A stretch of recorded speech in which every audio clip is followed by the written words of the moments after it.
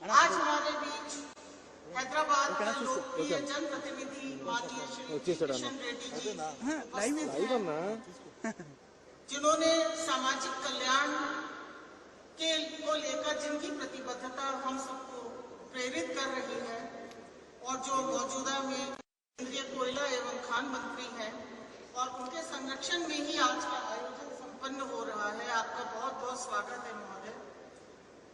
मैं राज्यसभा के माननीय उपसभापति श्री हरिवंश जी का भी बहुत स्वागत करती हूँ।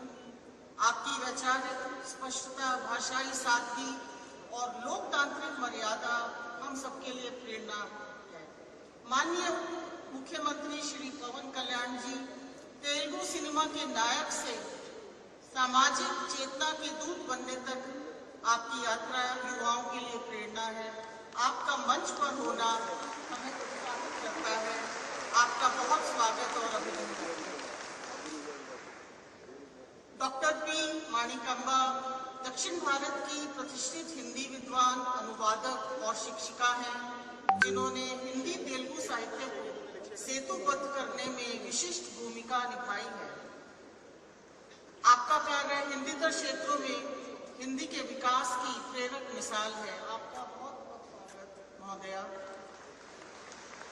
प्रोफेसर NS अनंत कृष्णन तमिलनाडु के समर्पित हिंदी प्रचारक हैं, जिन्होंने तमिल भाषी होते हुए भी हिंदी के प्रचार प्रसार को जीवन धर्म बनाया है। वे दक्षिण भारत में हिंदी चेतना के अग्रदूत हैं। आपका बहुत बहुत स्वागत।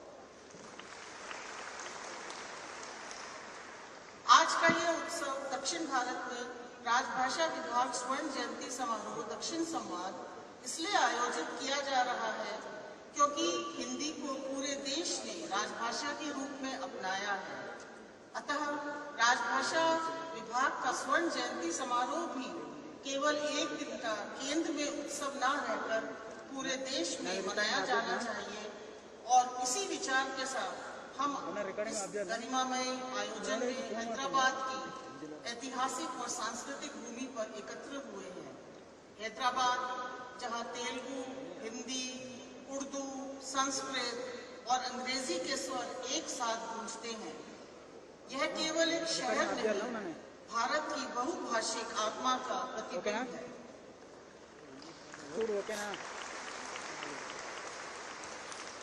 हम सब जानते हैं कि संविधान में हिंदी को राजभाषा के रूप में अपनाया गया, घोषित किया गया और इसके कार्यान्वयन के लिए विभिन्न सरकारों द्वारा विभिन्न कदम उठाए गए।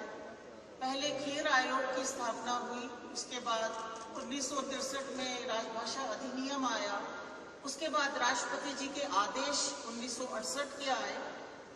तत्पश्चात केंद्रीय हिंदी समिति की बैठक में जो माननीय प्रधानमंत्री जी जिसके चेयरमैन होते हैं, उन्होंने इस बात की आवश्यकता महसूस की कि राजभाषा विभाग एक स्वतंत्र विभाग के रूप में उसका गठन किया जाए।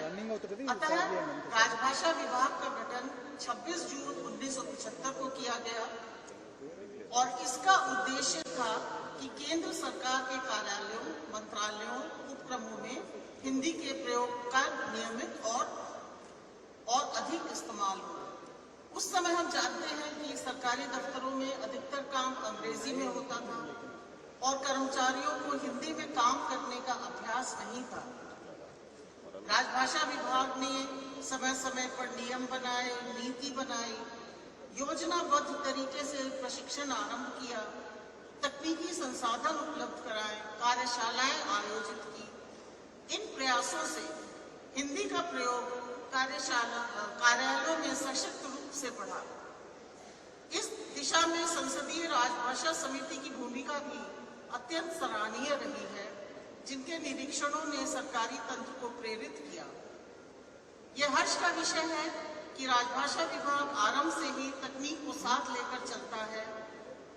मंत्रा, लीला, ई शब्दकोश और अब कंठस्थ इस यात्रा के महत्वपूर्ण पड़ाव रहे हैं और हम सब जानते हैं कि 2014 के बाद इस यात्रा को एक विशेष गति मिली।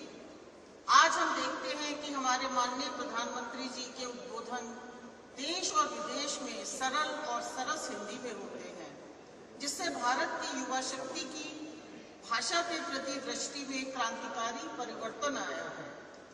विकसित और आत्मनिर्भर भारत की परिकल्पना में माननीय प्रधानमंत्री जी द्वारा दिए गए 5 प्रण में से गुलामी की मानसिकता से मुक्ति और अपनी सांस्कृतिक विरासत पर गर्व, इसका आह्वान विभाग के लिए सतत प्रेरणा का स्रोत रहा है। माननीय गृह मंत्री जी के निर्देशन में गृह मंत्रालय में भी 100% कार्य हिंदी में हो रहा है और अन्य मंत्रालय भी इस दिशा में बढ़ रहे हैं।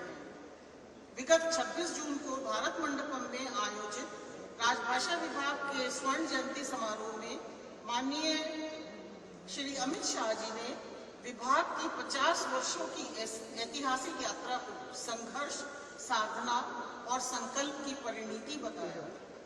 उन्होंने हिंदी को सभी भारतीय भाषाओं की सखी बताते हुए स्पष्ट किया कि मातृभाषा में शिक्षा और प्रशासन आत्मनिर्भर भारत की बुनियाद है। उनका ये वक्तव्य राजभाषा विभाग की भावी मार्ग को दिशा देने वाला रहा, जिसमें सर्वभाषा समभाव और सांस्कृतिक आत्मगौरव की भावना मुखर थी। विशेष बात यह है कि माननीय गृह मंत्री जी के दिशा निर्देश से राजभाषा विभाग अब केवल हिंदी का नहीं बल्कि सभी भारतीय भाषाओं के साथ संवाद सेतु का माध्यम बन गया है। आपको सबको मालूम है कि भारतीय भाषा अनुभाग की स्थापना हो चुकी है। यह एक नवीन युग का प्रारंभ है। इस अनुभाग के माध्यम से अब केंद्र सरकार द्वारा सभी राज्यों से पत्राचार संबंधित राज्य की प्रथम आधिकारिक भाषा में किया जाएगा। यह अनूठी पहल है और निश्चित ही एक युगांतरकारी प्रयास सिद्ध होगा। इसके अलावा हिंदी शब्द सिंधु जो पूर्णतया डिजिटल शब्दकोश है, उस पर भी कार्य बहुत तेजी से चल रहा है और माननीय गृह मंत्री जी ने निर्देश दिया है कि 2029 तक इसे विश्व का सर्वश्रेष्ठ शब्दकोश बनाना है।